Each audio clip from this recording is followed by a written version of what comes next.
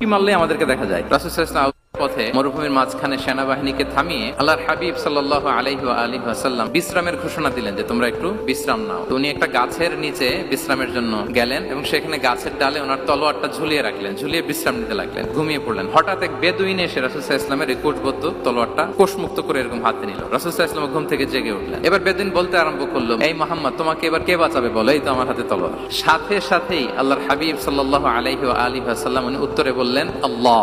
কোনো চিন্তা ভাবনা নাই যে ওরে আঘাত করা যায় কিনা পাল্টা, বা কোনোভাবে ওর কনফিডেন্স ডাউন করা যায় কিনা, কোনো দিকে না তাকিয়ে কি বললেন? আল্লাহ।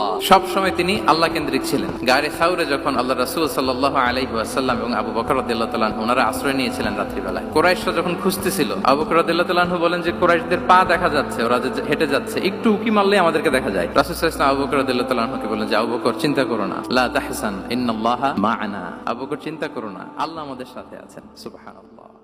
একটা যুদ্ধ থেকে ফেরার পথে